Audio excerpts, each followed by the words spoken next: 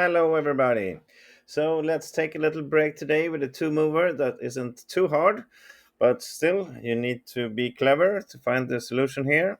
White to move and checkmate black in two moves. No pawns are here, so no need to show any pawn direction. Okay, that's all you're gonna need to know. So pause the video, see if you can solve this on your own, and when you return, I'll show you the right solution if you haven't managed to find it yourself. Go ahead. And welcome back. So obviously we are in a lot of material advantage here, but still it's not apparent on how we're going to checkmate in two moves. We are not threatening really something. Check here. The king will escape to b4, and from there there's no checkmate. If he would have gone to b5, well, then we could have a checkmate with the queen, but not in this case. If he goes here, he will just escape somewhere. And moving the rook to prepare for the queen to come here is just too slow also. The black bishop can sacrifice either on f6 or c6 to check. If we take it with a discovered check, well, we are blocking our queen path here, so the king will come up to a6. Also, black can simply put his bishop on b5 and create an escape route for the king. So that's no checkmate either. And as always, starting with a check, something like this, it's not good enough. Now we're just going to lose our rook, and we're going to play on for a while until we find any checkmates here.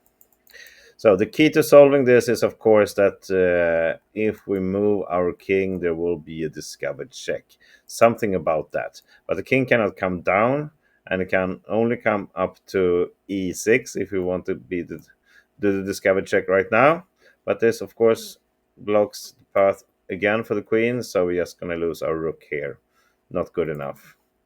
Moving the king closer to see what happens is not quick enough either. Black can do some stuff. He can give a check here and just sacrifice, and then escape down to a4 perhaps. It's not going to be checkmate in two moves anyway. No, the real uh, good point here is that black is threatening some checks, and whenever a check comes, we need to make sure we can move the king and give a discovered checkmate. And in order to do that, here is the right solution. Queen to c6. Of course, it's a beautiful queen sacrifice. We are threatening checkmate right away here. So black has to do something about that. If he grabs the queen, well, then we can take with our king, make a discovered checkmate like this. Everything is covered here, so you cannot grab it.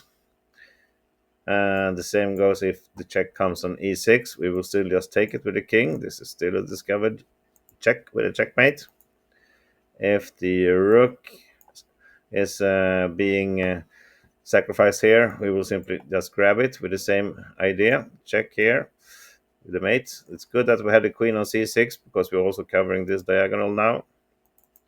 If the rook goes really anywhere along this line here, we can just move the king to d6 and have a discovered checkmate. And if the rook comes down here, it's going to be the same. This is still a checkmate like this. And I don't think we have anything else to look at really. Could we do something like this? Yeah, we can look at this. Rook b4.